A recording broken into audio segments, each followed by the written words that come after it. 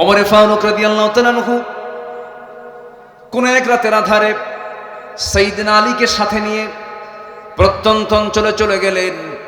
গ্রামীণ জীবনের একদম রুট লেভেলে চলে গেছেন। প্রত্যন্ত চলে গিয়ে দেখেন ছোট্ট একটা কুঠির ঘরের মধ্যে একজন বুড়িমা বসে আছে।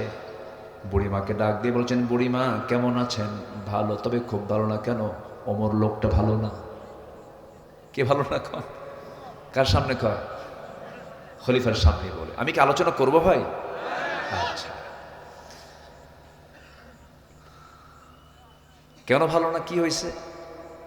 কি সে তো আমাকে দেখতেই আসে না, সে আমাকে দেখতেই আসে না। কিন্তু সামনে কে কে কে দাঁড়ায় আছে? কে দাঁড়ায় আছে?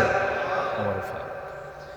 সাইয়েদনা ওমর ফারুক বললেন, মা ওমর দেখতে আসবে কেমনে? কারণ ওমর যে আপনাকে দেখতে আসবে সেই মদিনা থেকে আপনার বাড়িটা বহুদূর, প্রত্যন্ত অঞ্চল, এত দূর কি আসা যায় নাকি? ওমর তো এই জন্য আসতে পারে না। নিজের পরিচয় গোপন করলেন।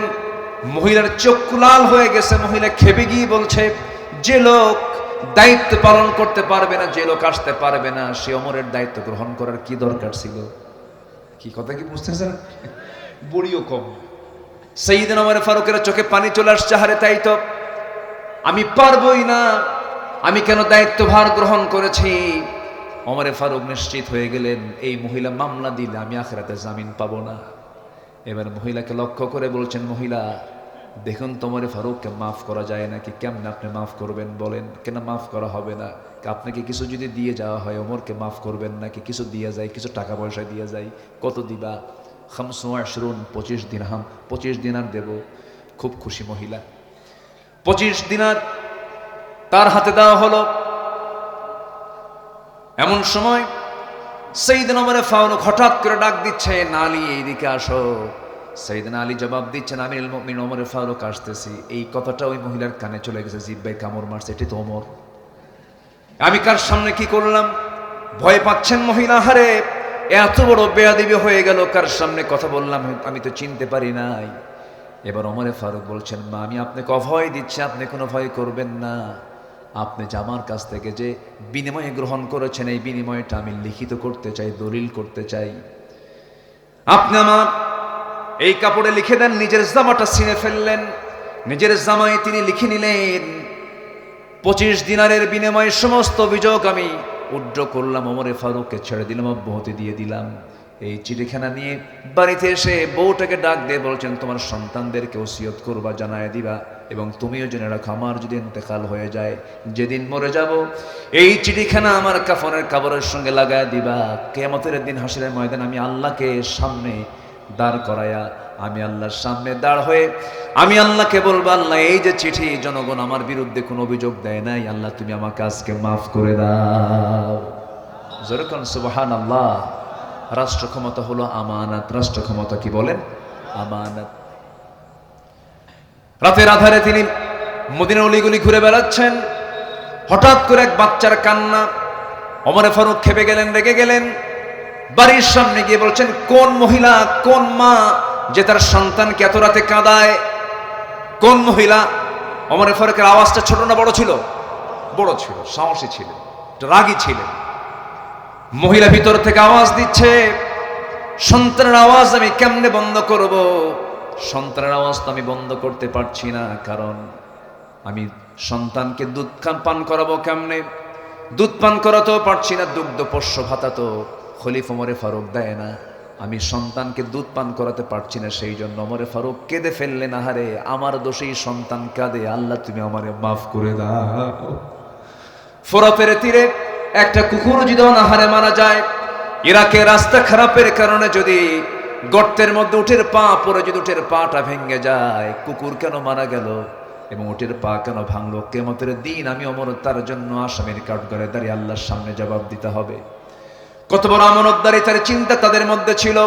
আল্লাহ রাব্বুল আলামিন সুন্দর করে বলছেন, ইন্নাল্লাহা ইয়া'মুরুকুম আন তু'আদ্দুল আমানাতি ইলা আহলিহা ওয়া ইযা হাকামতুম বাইনান নাসি আন তাহকুমু বিল আদল ইন্নাল্লাহা নি'ম্মা ইয়া'ইযুকুম বিহি। জোরে বলুন আল্লাহু আকবার। আল্লাহ অর্ডার করেছেন তোমরা কি করো, আমানতটাকে পরিপূর্ণ রূপে আদায় করো, আমানতের খেয়ানত করো না। সাইয়েদনা ওমর ফারুক রাদিয়াল্লাহু তাআলা আনহু ডুকরে ডুকরে কাঁদতেন। আমার রাসূলকে খুব মোহাব্বত করতেন তিনি। যে রাসূলকে মারার জন্য যায় সে রাসূলকে জীবন দেওয়ার জন্য প্রস্তুত আবার হয়ে যায়। জোরে কান সুবহানাল্লাহ। রাসূলকে তিনি অত্যাধিক ভালোবাসতেন। এই যে মাসখানেক হয়েছে মক্কা মদিনায় গিয়েছিলাম, একটা আয়াত দেখে আমি চোখের পানি আটকাতে পারি নাই। আমার নবীর কবরের পাশেই শুয়ে আছেন দুজন সাহাবী, একজন হচ্ছেন আবু বকর, আরেকজন হচ্ছে ওমর ফারুক রাদিয়াল্লাহু তাআলা আনহু।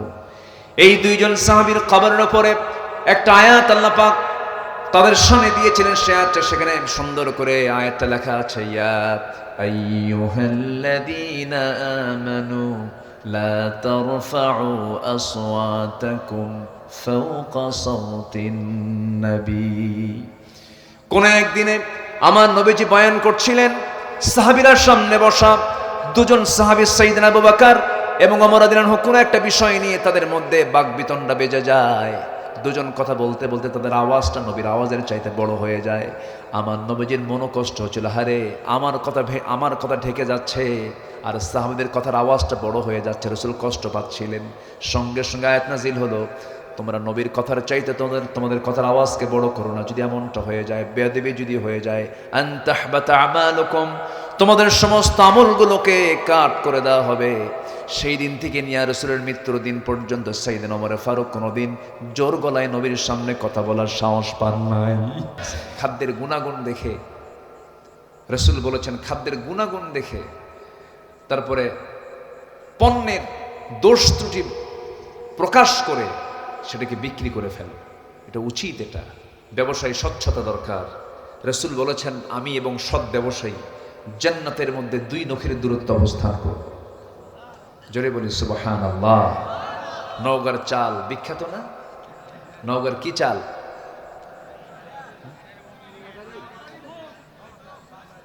হ্যাঁ, কাঠারি। হ্যাঁ, তারপরে গন্ধ চালকে কি বলে জানো? আতপ চাল, চিনি গুঁড়া, ফেমাস। নওগাঁকে সবাই চেনে, বিখ্যাত। আপনাদের এই মহাদেবপুরই তো প্রচুর চাতাল, এই দিকে অনেক চাতাল, অনেক কিছু। কিন্তু এই কাটারি ভোগের মধ্যে কিছু সাটারি ঢুকায়, আছে কি না? আছে, আছে। আল্লাহ শাটারিং দেবে, প্যাঁচ লাগানো যাবে না। কি সমস্যা? কোথায়? না না, ছেড়ে দিতে হবে না। আপনারা জানতেন ও শেষই হয়ে গেল, আপনারা আবার কি চালাবেন? আপনারা দেখেন তো কি করে, কি বসেন আপনারা, সব ভালো। আপনারা এই নামাজ পড়ছেন, এশার নামাজ পড়ছেন? এশার নামাজ একবারে কইছে হ্যাঁ, একবার কইছেন না। এখন এখানে ওয়াজ করতেছে হলো সততা নিয়ে, সত্যবাদিতা নিয়ে। বললাম নামাজ পড়ছেন? হ্যাঁ। এই পড়ছেন এশার নামাজ? না। নামাজ পড়তে হবে। নামাজ পড়া কি বলেন? আরো জোরে, আরো জোরে, আরো জোরে। নামাজ মানুষকে খারাপ বানায় না ভালো বানায়? বলেন বলেন, কি বানায়? ভালো বানায়। আল্লাহ রাব্বুল আলামিন বলেন, ইন্নাস সালাতা তানহা আনিল ফাহশাই ওয়াল মুনকার ওয়া লাযিকরুল্লাহি আকবার। নামাজ পড়বেন ভালো হয়ে যাবেন, নামাজ পড়বেন মানসিকতা চেঞ্জ হয়ে যাবে, নামাজ পড়বেন মনটা ফ্রেশ থাকবে, নামাজ পড়বেন শয়তান আপনাকে ওয়াসওয়াসা দিতে পারবে না। প্রত্যেক রাত্রে ফজরের পূর্বে, ফজরের ঠিক আগ দিয়ে, আজান হয় নাই তার একটু আগ দিয়ে হলো শ্রেষ্ঠ সময়, তাহাজ্জুদের সময়।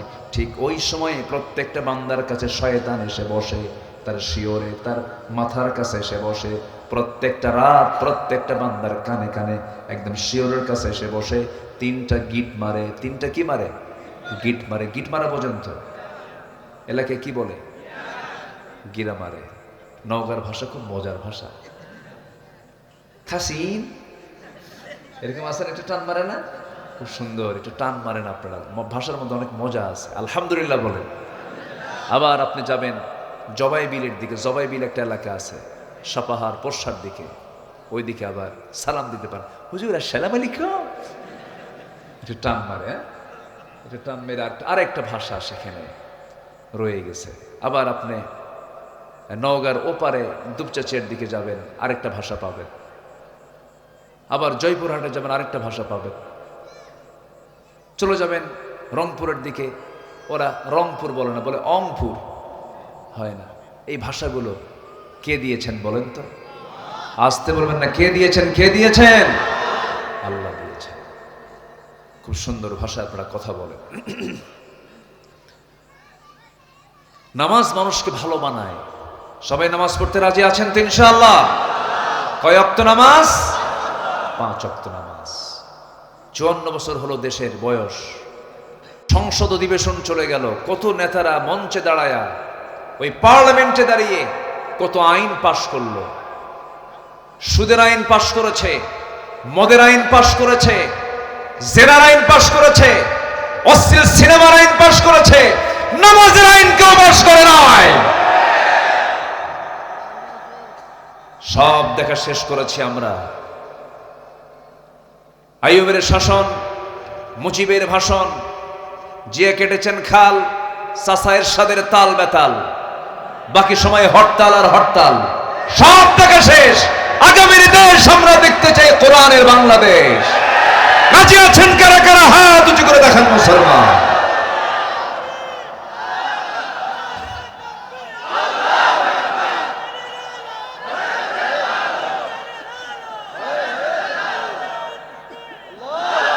আল্লাহ কবুল করুন, জোরে বলে আমিন। সবাই তো করলো 25 বছর, 16 বছর, 9 বছর দেশ চালাতে চালাতে মারছে দৌড় দিল্লি পর্যন্ত। আসেন, দিল্লি থেকে আপনি আসেন, আমরা আপনাকে আমন্ত্রণ জানাচ্ছি। কিন্তু যে টাকাগুলো দেশ থেকে পাচার করেছেন, টাকা পাচার করা টাকাগুলো দেশে ফেরত নিয়েছে রাজনীতি করেন। চুরি করুক, মানে চুরি তো অপরাধ, ঠিক আছে, চুরি করছে সে টাকা দেশেও রাখে না। তাদের মুখে দেশপ্রেম মানায় না, ঠিক কিনা বলেন? তাদের সন্তানগুলো দেশে পড়ে না, সন্তানগুলো কেউ ইউরোপে পড়ে, কেউ আমেরিকায় পড়ে, এবং শ্বশুর বাড়িও দেশে বানায় না, দেশের শ্বশুর বাড়িও আমেরিকা বানায় রাখছে। দেশকে হলো বিজনেসের, মানে পুঁজি, বিজনেসের কি, ব্যবসার কি বানাইছে? পুঁজি বানাইছে। এখান থেকে ব্যবসা কইরা শ্বশুর বাড়ি পাঠায় দেয়। আমরা এগুলো দেখবো না। আমরা সোনার বাংলাদেশ গড়তে চাই, কোরআন দিয়ে গড়তে চাই। মুসলমান হয়ে যারা কোরআনের আইন, কোরআনের শাসন যার পছন্দ হয় না, নতুন করে মুসলমান হতে হবে। বাঁচবেন কয়দিন? টেকনিক করেন কেন? আল্লাহকে ফাঁকি দিতে চান? আল্লাহকে ফাঁকি দিলে আপনি ফাঁকিতে পড়ে যাবেন। মনে হয় কষ্ট দিয়ে ফেলতেছে আপনাদেরকে। কেউ রাগ করা যাবে না। রাগ করলে ভাববো যে আপনি ওই কাতারের। কি কথা কি বোঝা গেল? রাগ করা যাবে না। তাহলে আমরা কি মিথ্যা কথা বলবো না সত্য কথা বলবো? 54 বছরও চলে গেল, নামাজের আইনটা কেউ আনতে পারলো না। আল্লাহ রাব্বুল আলামিন বলছেন, দেশ যারা শাসন করবে, দেশ যারা ক্ষমতা পাবে, হাতে যাদের পাওয়ার চলে আসবে, আমি আল্লাহ বলে দিচ্ছি 4টা বিধান তারা রাষ্ট্রে কার্যকর করবে। আমি আল্লাহ আসমান এবং জমিনের রহমতের বরকতের দরজা খুলে দেব। লা ফাতাহনা আলাইহিম বারাকাতিম মিনাস সামাই ওয়াল আরদ। 4টা বিধান আল্লাহ বলছেন, আল্লাযীনা ইম্মাক্কান্নাহুম ফিল আরদি আকামুস সালাহ ওয়া আতাবুস যাকাহ ওয়া আমারু বিল মা'রুফি ওয়া নাহাউ আনিল মুনকার ওয়ালিল্লাহি আকিবাতুল উমুর। জোরে বলুন আল্লাহু আকবার। রাষ্ট্র ক্ষমতা পাবে যারা, 4টা আইন জারি করবে তারা। নাম্বার 1 হলো, ক্ষমতা পেলেই তারা নামাজকে কায়েম করবে। নামাজ কায়েম মানে হলো প্রধানমন্ত্রীর পেছনে মন্ত্রী পরিষদ নামাজ পড়বে, সেনাবাহিনী প্রধানের পেছনে ব্রিগেডিয়াররা নামাজ পড়বে, মেজররা নামাজ পড়বেন, ওসির পিছনে দারোগা নামাজ পড়বে, এসপির পিছনে ওসিরা নামাজ পড়বে, এমপির পিছনে জনগণ নামাজ পড়বেন। প্রত্যেকটা জায়গায় নামাজের পরিবেশ চলে আসবে। নামাজ যখন রাষ্ট্রীয় পর্যায়ে কায়েম হয়ে যাবে, সমাজ থেকে সুদ, জেনা, ব্যভিচার সব বন্ধ হয়ে যাবে। কূপের ভিতরে বিড়াল পড়ে মারা গেছে, আগে কি তুলবেন, মরা বিড়াল না পানি? কি তুলবেন আগে? বিড়াল। বিড়াল থুইয়া পানি তুললে কি পুকুর ওই কূপ কি পাক হবে? পাক হবে না, আগে মরা বিড়াল তুলতে হবে। সুদ ঘুষ রেখে আপনি ইমানটা টিকে রাখবেন কেমনে বলেন? খুব কঠিন তো, পর্দা করা কঠিন। বোরকা পড়লে পরে সন্দেহ করে বলে এটা জঙ্গি। টুপি দাড়ি তো এই তো কিছুদিন আগেই চরম একটা বিপদের কারণ ছিল। কি যে টর্চার গুলো করা হয়েছে, কি যে জুলুম গুলো করা হয়েছে, আল্লামা সাইদির মতো মানুষকে তারা রাখতে পারে নাই। আল্লামা সাইদির মতো একটা রত্নকে তিলে তিলে জেলে ভরে শেষ পর্যন্ত টেকনিক করে, কৌশল করে, ষড়যন্ত্র করে তাকে দুনিয়া থেকে বিদায় করে দেওয়া হয়েছে। সম্মানিত ভাইয়েরা, জুলুমের তো একটা সীমা ছিল। আল্লাহ তাআলা ধরেন না, কিন্তু ধরলে আল্লাহ ছাড়েন না। আমরা সততা নিয়ে থাকবো, জোরে বলি ইনশাআল্লাহ, আর জোরে বলি ইনশাআল্লাহ। নাম্বার 2, আমানতদারিতা। আমরা আমানত রক্ষা করব, জোরে বলি ইনশাআল্লাহ। কষ্ট হচ্ছে?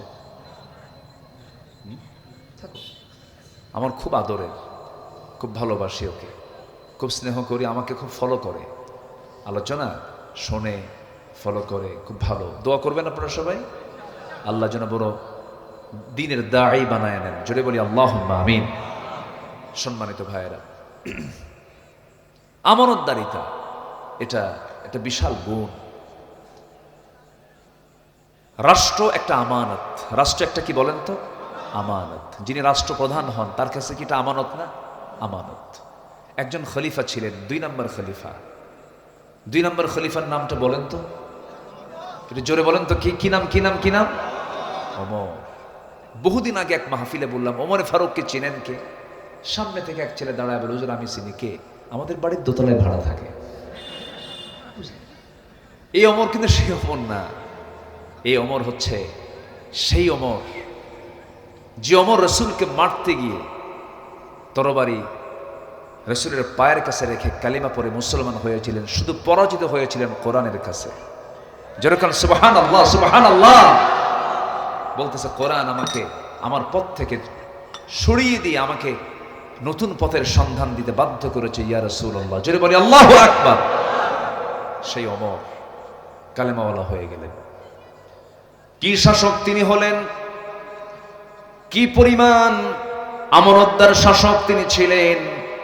যেদিন তিনি ক্ষমতা পেয়েছেন সেই দিন থেকে নিয়ে মৃত্যুর দিন পর্যন্ত একটা রাত তিনি আরামে নিজের পিঠটাকে বিছানায় রাখতে দিতে পারেন নাই, ঘুমাতে পারেন নাই।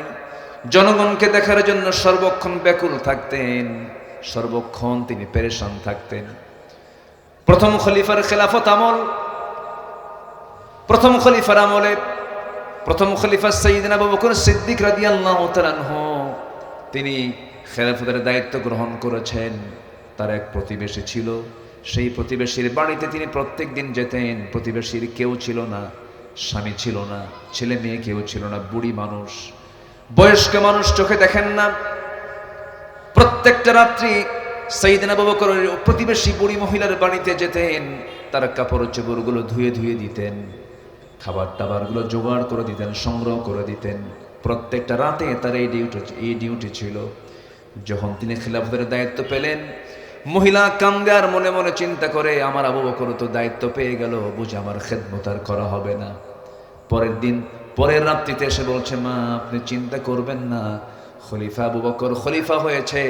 এই খলিফা পাওয়ার আগে, এই পদ পাওয়ার আগে যে দায়িত্ব ছিল, সেই সমান দায়িত্ব খলিফা আবু বকর আপনার করে যাবে। যেরকম সুবহানাল্লাহ। প্রত্যেকটা দিন, প্রত্যেকটা রাত্রি তিনি আসেন, শেষ রাত্রে তিনি এসে ওই মহিলার খেদমত করে যান, সব কাজগুলো জোগাড় করে যান। সাইয়েদনা ওমর ফারুক রাদিয়াল্লাহু আনহু মনে মনে চিন্তা করলেন, এ তো আমারও প্রতিবেশী, খলিফা আবু বকর খলিফা হয়ে গেছেন, এখন তো এই মহিলার দেখার দায়িত্ব আমার, আমি দেখব। এই চিন্তা করে এক রাতে তিনি এসে দরজায় নক করেছেন, বুড়িমা দরজা খুলুন, আমি আপনার সেবা করতে আসছি। কেন সেবার প্রয়োজন নাই কেন? একজন সেবা করে চলে গেছে। ভাবলেন আজকে রাত্রে কে সেবা করলো? আবু বকর ভাই তো আমার খলিফা হয়ে গেছে, তার তো সময় নাই। পরপর 3টা রাত ওই বুড়ি মহিলার দরজার পাশে লুকোচুরি করে দেখতে নেন, কিন্তু দেখতে পান না। 4র্থ দিন তাকে ধরে ফেলেছেন, খপ করে তার হাত চেপে ধরেই দেখেন কেউ না, প্রথম খলিফা আবু বকর সিদ্দিক রাদিয়াল্লাহু তাআলা আনহু। ওমরে ফারুক বলছেন, ভাই রে, খেলাফতের দায়িত্ব গ্রহণ করবেন, আবার রাত জেগে জেগে এই সমস্ত কাজগুলো করবেন, আমাদের কিছু করার সুযোগ দেন। প্রথম খলিফা আবু বকর বলছেন, ওমর, হাসরের ময়দানে আমার বোঝা তো তোমার পিঠে যাবে না, প্রতিবেশীর হক আমাকে আদায় করতে দাও। একটানা 2 বছর প্রথম খলিফা আবু বকর সিদ্দিক রাদিয়াল্লাহু আনহু ওই মহিলার খেদমত করে গেছেন। দুনিয়া থেকে তিনি বিদায় নিয়েছেন, মহিলার কাছে সংবাদটা যায় নাই খলিফার ইন্তেকাল হয়ে গেছে। দ্বিতীয় খলিফার দায়িত্ব যখন গ্রহণ করেছেন ওমর ফারুক রাদিয়াল্লাহু তাআলা আনহু, তার রেখে যাওয়ার দায়িত্ব তিনি এবার পেলেন। ওই মহিলার বাড়িতে গেলেন, দরজায় কড়া নাড়লেন, দরজা খুলে দিয়েছে। মহিলা জানে না আবু বকর মারা গেছে। ওমর ফারুক ভিতরে ঢুকে কাজ টাজ করে দিয়েছেন, সবকিছু ধোয়া কমপ্লিট করে ফেলেছেন, সবকিছু প্রস্তুত করে দিয়ে তিনি বের হয়ে আসছেন। মহিলা খেতে বসেছেন, খেজুর খেতে নিয়া, খেজুর যখন একটা মুখে দিয়ে কামড় মেরেছেন, খেজুরের মধ্যে বিচিটা তার দাঁতের সঙ্গে লেগে গেছে। ইন্না লিল্লাহ বলে ভাবতেছেন, বুঝতে পেরেছি আমার আসল খাদেম আবু বকর দুনিয়াতে নাই। কারণ আমার আবু বকর যখন আমার খেদমত করতে আসতো, সে শুধু খেজুরগুলো ধুয়ে দিত না, খেজুরের ভিতরে রাখা সেই সমস্ত খেজুরের যে বিচিগুলো সে ছড়াইয়া দিত, যেন আমার খেতে কোনো কষ্ট না হয়। আমার আবু বকর দুনিয়াতে নাই, নতুন খাদেম আমার ঘরে ঢুকছে। যেরকম সুবহানাল্লাহ।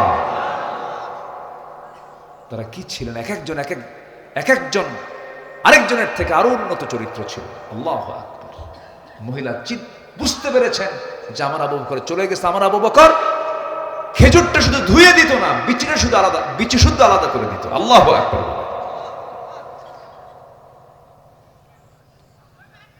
একদিন রাতের আধারে সাইয়্যিদনা আবু বকর সিদ্দিক রাদিয়াল্লাহু তাআলা আনহু খালি পায়ে হাঁটতেছেন, পাথর আলো রাস্তা, খালি পায়ে হেঁটে হেঁটে যাচ্ছিলেন। এমন সময় ওমর ফারুক তাকে দেখে ফেলে বলছেন, আবু বকর সিদ্দিক রাদিয়াল্লাহু আনহু খলিফাতুল মুসলিমিন, আপনি খালি পায়ে হাঁটতেছেন, পাথরের চোকা পাথরের আঘাতে আপনার পা ফেটে যাবে, রক্তাক্ত হয়ে যাবেন, জুতা পায়ে কেন হাঁটছেন না আপনি? এই গভীর রাত্রিতে চোখে দেখতেছেন না, পা তো ক্ষতিগ্রস্ত হয়ে যাবে। তিনি বলছেন, ওমর, আমি জুতা পায়ে হাঁটবো কেমনে? জুতার তলার সাথে পাথরের একটা আঘাত লাগবে, একটা বড় আওয়াজ সৃষ্টি হয়ে যাবে। সে আওয়াজে যদি এই গভীর রাতে যদি আমার জনগণের ঘুমের যদি কোনো ব্যাঘাত হয়ে যায়, কিয়ামতের দিন আমি আবু বকর আমাকে আসামির কাঠগড়ায় দাঁড়িয়ে তারা জবাবদিহি করা লাগবে। আল্লাহু আকবার বলবেন না?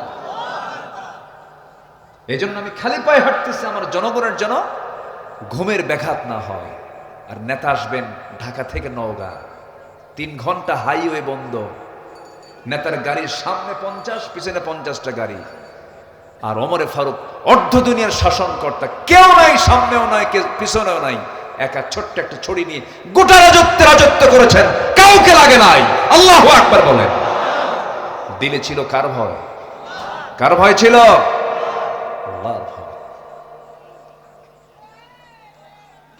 একজন খাদেমকে সাথে নিয়ে তিনি উঠে চড়ে বের হয়েছেন,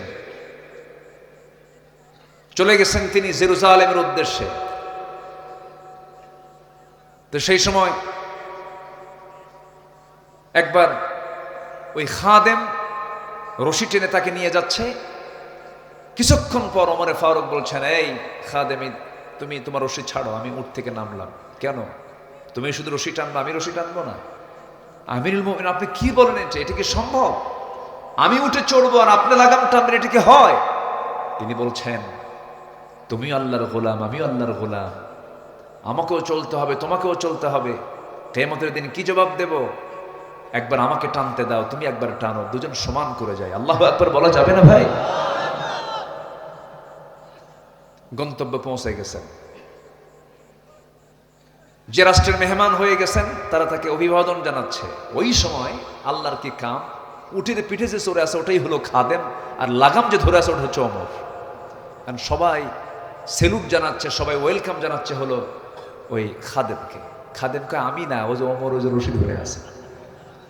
সুবহানাল্লাহ বলবেন না? কি কি ছিল তাদের সোনালী জীবন। রাষ্ট্রের পক্ষ থেকে মধু পেয়েছেন। কি পেয়েছেন বলেন তো? মধু। মধু, এক বোতল মধু। এক বোতল মধু নিয়ে বাড়িতে চলে আসলেন। বউটাকে ডাক দিয়ে বলেছেন, বউ আমার, জান্নাতের খাবার, জান্নাতের শরাব, জান্নাতের খাবার, এই মধু তোমার জন্য নিয়ে আসছে রাষ্ট্রের পক্ষ থেকে। একা নিতে পারবো না, 5টা ভাগ করতে হবে, প্রতিবেশী সহ খেতে হবে। ভাগ করো, 5 ভাগ করো, 1 ভাগ আমাদের, বাকি ভাগ প্রতিবেশী।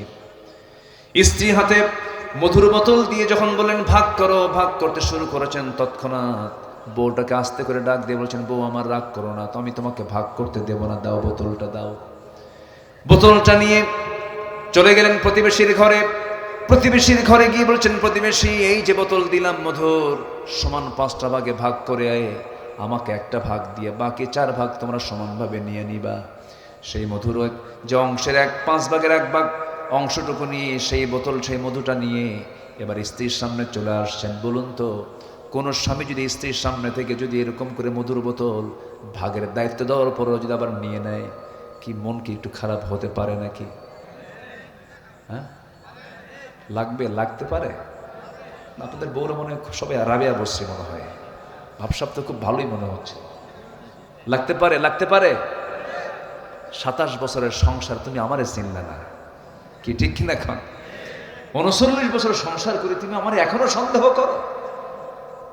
আমি বাপের বাড়ি চলে গেলাম, কি আছে কিনা। আচ্ছা, কিন্তু সাইয়েদনা ওমর ফারুকের বউ তার আমার আপনার বউয়ের মতো না। তাদের মানসিকতা খুব উন্নত ছিল। একটু মন খারাপ হয়েছে, কিছু বললেন না, চুপচাপ ছিলেন। ওমর ফারুক রাদিয়াল্লাহু তাআলা আনহু আস্তে করে চলে আসলেন। এসে বলছেন, আমার স্ত্রী, মন খারাপ করো না, আমি তোমাকে দারুণ মহাব্বত করি, তোমাকে সম্মান করি। আমি রাষ্ট্র চালাই, তুমি আমার পরিবার চালাও। তুমি যদি আমার পরিবার চালাতে ব্যর্থ হতে, আমি রাষ্ট্র চালাতেও ব্যর্থ হয়ে যেতাম। তুমি আমার পরিবারকে তুমি সামলাও, অনেক বড় তুমি খেদমত করো, আমি চিরকৃতজ্ঞ তোমার কাছে।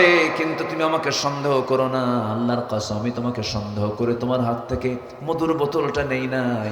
মধুর বোতলটা নেওয়ার হেতু হলো, মধুর বোতলটা নেওয়ার কারণ হলো, মধুর বোতল আমি এই জন্য নিয়েছি, আমি তোমাকে ভাগের জন্য করতে দেই নাই। তুমি সমান ভাগই ভাগ করবে, কিন্তু যে মধুটা ভাগ করতে যাবে অন্তত সমান হলেও কিছু মধু তো তার হাতে লেগে যাবে, তোমার হাতে লেগে যাবে। এটা 1 ফোঁটা হোক, 2 ফোঁটা হোক, এই যে 1 ফোঁটা 2 ফোঁটা মধু আমাদের ভাগে বেশি আসবে, এটা আমি চাই নাই মনে করে মধুভাগের দায়িত্ব আমরা অন্যের কাঁধে চাপায়া দিয়েছি। সুবহানাল্লাহ বলা যাবে না? এগুলোর নাম আমানত। এগুলোর নাম কি বলেন? আমানত। ওমর ফারুক রাদিয়াল্লাহু তাআলা আনহু কোন এক রাতের আধারে সাইয়েদনা আলীকে সাথে নিয়ে প্রত্যন্ত অঞ্চলে চলে গেলেন।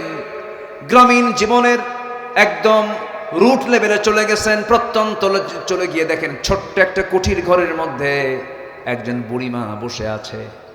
বুড়িমাকে ডাক দিয়ে বলছেন, বুড়িমা কেমন আছেন? ভালো, তবে খুব ভালো না। কেন? ওমর লোকটা ভালো না। কে ভালো না? কার সামনে কয়?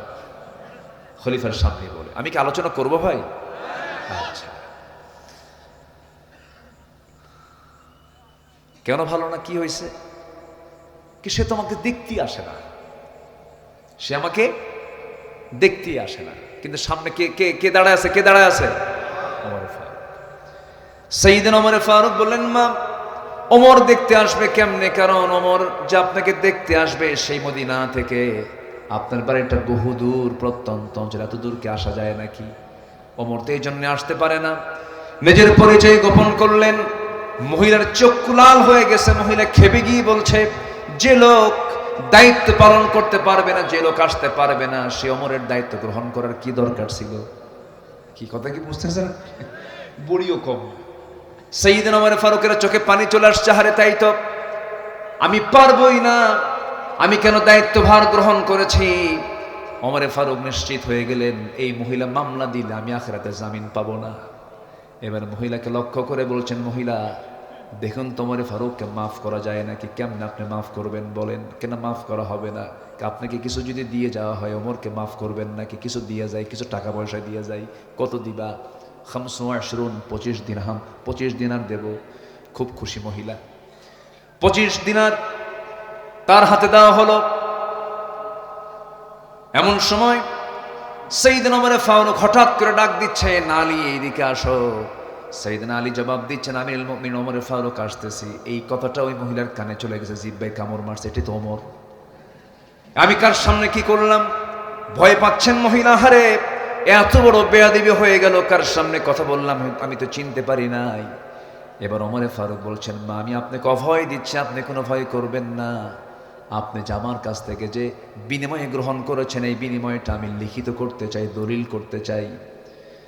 আপনি আমার এই কাপড়ে লিখে দেন। নিজের জামাটা ছিঁড়ে ফেললেন, নিজের জামায় তিনি লিখে নিলেন, 25 দিনারের বিনিময়ে সমস্ত অভিযোগ আমি উড্র করলাম, ওমর ফারুককে ছেড়ে দিলাম, অব্যাহতি দিয়ে দিলাম। এই চিঠিখানা নিয়ে বাড়িতে এসে বউটাকে ডাক দিয়ে বলছেন, তোমার সন্তানদেরকে ওসিয়ত করবা, জানায় দিবা, এবং তুমিও জেনে রাখো, আমার যদি ইন্তেকাল হয়ে যায়, যেদিন মরে যাব, এই চিঠিখানা আমার কাফনের কাপড়ের সঙ্গে লাগায় দিবা। কিয়ামতের দিন হাসরের ময়দান আমি আল্লাহকে সামনে দাঁড় করায়া, আমি আল্লাহর সামনে দাঁড় হয়ে আমি আল্লাহকে বলবো, আল্লাহ এই যে চিঠি, জনগণ আমার বিরুদ্ধে কোনো অভিযোগ দেয় নাই, আল্লাহ তুমি আমাকে আজকে মাফ করে দাও। যেরকম সুবহানাল্লাহ। রাষ্ট্র ক্ষমতা হলো আমানত। রাষ্ট্র ক্ষমতা কি বলেন? আমানত। রাতের আধারে তিনি মদিনার অলিগলি ঘুরে বেড়াচ্ছেন। হঠাৎ করে এক বাচ্চার কান্না। ওমর ফারুক খেপে গেলেন, রেগে গেলেন। বাড়ির সামনে গিয়ে বলছেন, কোন মহিলা, কোন মা যে তার সন্তানকে এত রাতে কাঁদায়? কোন মহিলা? ওমর ফারুকের আওয়াজটা ছোট না বড় ছিল? বড় ছিল, সাহসী ছিল, রাগী ছিলেন। মহিলা ভিতর থেকে আওয়াজ দিচ্ছে, সন্তানের আওয়াজ আমি কেমনে বন্ধ করব? সন্তানের আওয়াজ তো আমি বন্ধ করতে পারছি না, কারণ আমি সন্তানকে দুধ পান করাবো কেমনে? দুধ পান করাতেও পারছি না, দুগ্ধ পোষ্য ভাতা তো খলিফা ওমর ফারুক দেয় না, আমি সন্তানকে দুধ পান করাতে পারছি না। সেই জন্য ওমর ফারুক কেঁদে ফেললেন, আহারে আমার দোষেই সন্তান কাঁদে, আল্লাহ তুমি আমারে মাফ করে দাও। ফোরাতের তীরে একটা কুকুর যদি অনাহারে মারা যায়, ইরাকে রাস্তা খারাপের কারণে যদি গর্তের মধ্যে উটের পা পড়ে, যদি উটের পাটা ভেঙে যায়, কুকুর কেন মারা গেল এবং উটের পা কেন ভাঙলো? কিয়ামতের দিন আমি ওমর তার জন্য আসামির কাঠগড়ায় দাঁড়িয়ে আল্লাহর সামনে জবাব দিতে হবে। কত বড় আমানতদারি তার চিন্তা তাদের মধ্যে ছিল। আল্লাহ রাব্বুল আলামিন সুন্দর করে বলছেন, ইন্নাল্লাহা ইয়া'মুরুকুম আন তু'আদ্দুল আমানাতি ইলা আহলিহা ওয়া ইযা হাকামতুম বাইনান নাসি আন তাহকুমু বিল আদল ইন্নাল্লাহা নি'ম্মা ইয়া'ইযুকুম বিহি। জোরে বলুন আল্লাহু আকবার। আল্লাহ অর্ডার করেছেন, তোমরা কি করো? আমানতটাকে পরিপূর্ণরূপে আদায় করো, আমানতের খেয়ানত করো না। সাইয়েদনা ওমর ফারুক রাদিয়াল্লাহু তাআলা আনহু ডুকরে ডুকরে কাঁদতেন। আমার রাসূলকে খুব মোহাব্বত করতেন তিনি। যে রাসূলকে মারার জন্য যায়, সে রাসূলকে জীবন দেওয়ার জন্য প্রস্তুত আবার হয়ে যায়। জোরে বলুন সুবহানাল্লাহ। রাসূলকে তিনি অত্যাধিক ভালোবাসতেন। এই যে মাসখানেক হয়েছে মক্কা মদিনায় গিয়েছিলাম, একটা আয়াত দেখে আমি চোখের পানি আটকাতে পারি নাই। আমার নবীর কবরের পাশেই শুয়ে আছেন দুজন সাহাবী, একজন আছেন আবু বকর, আরেকজন হচ্ছে ওমর ফারুক রাদিয়াল্লাহু তাআলা আনহু। এই দুইজন সাহাবীর কবরের উপরে একটা আয়াত আল্লাহ পাক তাদের সামনে দিয়েছিলেন। সে আয়াতটা সেখানে সুন্দর করে আয়াতটা লেখা আছে, ইয়া আইয়ুহাল্লাযীনা আমানু লা তারফাউ আসওয়াতাকুম ফাওকা সাওতিন নবী। কোন একদিনে আমার নবীজি বয়ান করছিলেন, সাহাবীরা সামনে বসা, দুজন সাহাবী সাইয়েদনা আবু বকর এবং ওমর রাদিয়াল্লাহু আনহু, কোন একটা বিষয় নিয়ে তাদের মধ্যে বাকবিতণ্ডা বেজে যায়। দুজন কথা বলতে বলতে তাদের আওয়াজটা নবীর আওয়াজের চাইতে বড় হয়ে যায়। আমার নবীজির মনোকষ্ট হচ্ছিল, হারে আমার কথা ঢেকে যাচ্ছে আর সাহাবীদের কথার আওয়াজটা বড় হয়ে যাচ্ছে। রাসূল কষ্ট পাচ্ছিলেন। সঙ্গে সঙ্গে আয়াত নাযিল হলো, তোমরা নবীর কথার চাইতে তোমাদের কথার আওয়াজকে বড় করো না। যদি এমনটা হয়ে যায়, বেয়াদবি যদি হয়ে যায়, আন তাহবাতা আমালুকুম, তোমাদের সমস্ত আমলগুলোকে কাট করে দেওয়া হবে। সেই দিন থেকে নিয়ে রাসূলের মৃত্যুর দিন পর্যন্ত সাইয়েদনা ওমর ফারুক কোনোদিন জোর গলায় নবীর সামনে কথা বলার সাহস পান নাই। এত আস্তে আস্তে বলতেন কথা। একবার বললে রাসূল শুনতেন না, ওমর তুমি কি বললা আবার বলো, মানে এত আস্তে বলতেন যেন রাসূল যেন আবার যেন মন খারাপ না করেন, এত আস্তে আস্তে বলতেন। আমার নবী আবার শুনতে হতো, ওমর তুমি একটু জোরে বলো, ভয় পাচ্ছ কেন, আবার বলো। হুজুর জোরে বলতে ভয় পাই, না জানি কখন আয়াত নাজিল হয়। আমার বন্ধুগণ, শ্রী সাইয়্যিদনা ওমর ফারুক রাদিয়াল্লাহু আনহু এত বড় পছন্দের বান্দা আল্লাহর ছিলেন, এই লোকটাও মাঝে মাঝে হতাশ হয়ে যেতেন।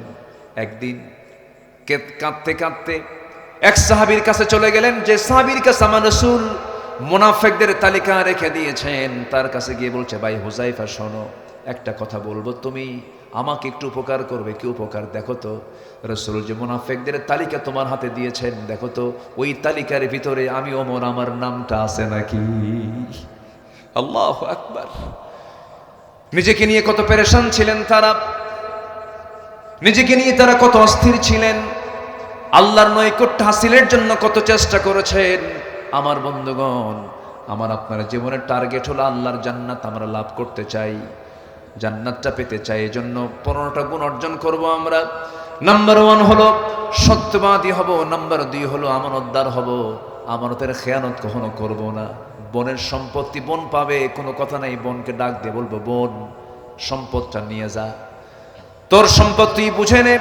কিন্তু নওগাঁ জেলায় মনে হয় না এমন, যুগের পর যুগ চলে যায়, ভাই বোনকে সম্পদ বুঝায় দেয় না, এমন ভাই তো বুঝি নওগাঁ জেলায় নাই।